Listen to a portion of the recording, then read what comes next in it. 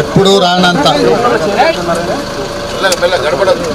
దాదాపుగా మన దగ్గర ఉన్న సమాచారం ప్రకారము ఈ 100 సంవత్సరాలల్లో ఇంత అధిక వర్షం ఎప్పుడు రాలే.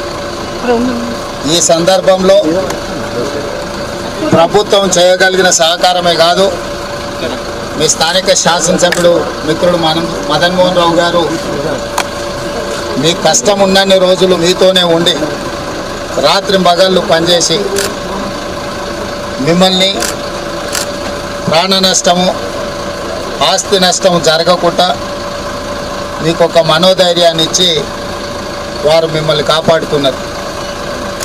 వారు నాకు తెలియజేసిన వెంబడే నేను, ఉత్తమ్ కుమార్ రెడ్డి గారు, మహేష్ గౌడ్ గారు మేమందరం కామారెడ్డికి రావాలని బయలుదేరాం. కానీ కామారెడ్డిలో ఉన్న వాతావరణ పరిస్థితులు మేము ఇక్కడ దిగలేని పరిస్థితుల్లో మెదక్ పోయి మెదక్లో కూర్చొని అక్కడ కలెక్టర్లతో మాట్లాడి అక్కడి నుంచే మళ్ళీ కామారెడ్డి కలెక్టర్తో మాట్లాడి ప్రాణ నష్టం పోయిన వాళ్లకు 5 లక్షల రూపాయలు, పశు సంపద కూడా నష్టపరిహారం ఇవ్వు, ఎంబడే రెవెన్యూ బృందాలను పంపించి ఎక్కడెక్కడైతే పంట మునిగిపోయిందో, నీట మునిగిపోయిందో లేదా పంటల మీద ఇసుక మేటలు వేరినాయో, అదేవిధంగా రహదారులు కొట్టుకపోయి కొన్ని దగ్గర బ్రిడ్జిలు కొట్టుకపోయినాయి, కొన్ని దగ్గర రోడ్లు కొట్టుకపోయినాయి.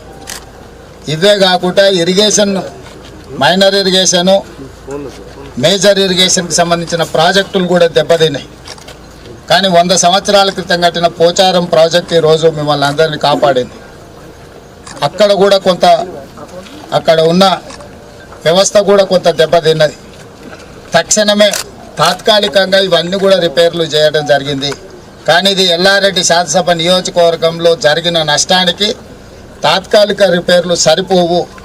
అందుకే ఈరోజు ప్రత్యక్షంగా చూడడానికి రెవెన్యూ మంత్రి గారు, సీతక్క గారు, శాసనసభ్యులు, పిసిసి అధ్యక్షుడు, అధికారుల బృందాన్ని, షబీర్ అలీ గారిని అందరినీ తీసుకొని ఈరోజు ఇక్కడికి ఎందుకు వచ్చినామంటే ప్రత్యక్షంగా మేము కళ్ళతో చూస్తే మీకు వచ్చిన కష్టం, మీకు జరిగిన నష్టం ఒక అవగాహన వస్తే మిమ్మల్ని ఆదుకోవాలనేదే ప్రధానమైన ఆలోచన.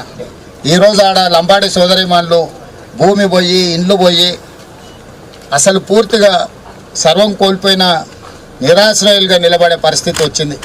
అందుకే అధికారులకు, ముఖ్యంగా కలెక్టర్లకు, ఇరిగేషన్ అధికారులకు, R&B అండ్ పంచాయతీరాజ్ అధికారులకు, వ్యవసాయ శాఖ అధికారులందరికీ కూడా నేను సూచన చేసిన, శాశ్వతంగా ఈ సమస్యల పరిష్కారం కోసం అంచనాలను ప్రిపేర్ చేయండి.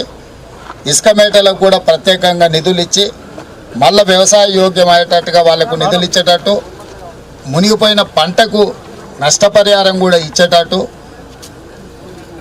కొట్టుకపోయిన రోడ్లు, ప్రాజెక్టులను కూడా మళ్ళీ తిరిగి నిర్మించడానికి ఈరోజు అన్ని నిర్ణయాలు తీసుకుంటున్నాం.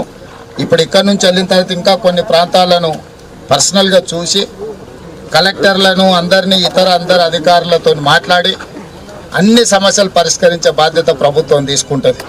ఈరోజు ప్రాణ నష్టం జరగకుండా, ఆస్తి నష్టం జరగకుండా మీ శాసనసభ్యుడు, మీ అభిమాన నాయకుడు పూర్తిగా మీ ఎంబడి ఉండి చాలా మంది ప్రాణాలను కాపాడారు. అంతా బాగున్నప్పుడు మనకు అందుబాటులో ఉన్నా లేకపోయినా పర్వాలేదు, కష్టం ఉన్నప్పుడు తోడు ఉండేవాడే నాయకుడు. ఎప్పుడైతే ప్రజలకు కష్టం ఉంటుందో, మన ఎన్నుకున్న ప్రజలు కష్టాలలో ఉంటారో ఆ సందర్భంలో మీ పక్కన నిలబడేవాడే నాయకుడు. మీ ఎమ్మెల్యే గారు మీకు అందుబాటులో నిలబడి మీకు కావాల్సిన సహాయ సహకారం అందించడమే కాకుండా ఈరోజు ప్రభుత్వం మొత్తాన్ని ఎల్లారెడ్డి శాసనసభ నియోజకవర్గానికి తీసుకొచ్చిండు. ప్రభుత్వంలో ఉండే ముఖ్యమంత్రిని, సీతక్కను, రెవెన్యూ మంత్రిని, పిసిసి అధ్యక్షుడిని అందరిని కూడా మీ దగ్గరికి తెచ్చిందంటే మీ ప్రాంతము, మీ ప్రజలకు వచ్చిన కష్టము, నష్టాన్ని ఈరోజు సరిదిద్దడానికి, ప్రాణాలు కూడా కొంతమంది అంటే చాలా వరకు SDRF ఈ అన్ని సంస్థలతో సమన్వయం చేసి చాలామంది ప్రాణాలను కాపాడిండు.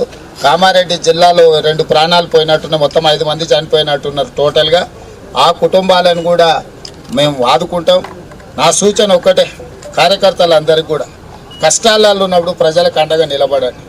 ప్రజలు అదే గుర్తుపెట్టుకుంటారు. అంతా బాగున్నప్పుడు పండగకి చుట్టపు చూపు వచ్చినట్టుగా వచ్చే నాయకులను ప్రజలు గుర్తుపెట్టుకోరు. కష్టాలు, ఇప్పుడు ప్రజలు కష్టాలలో ఉన్నారు.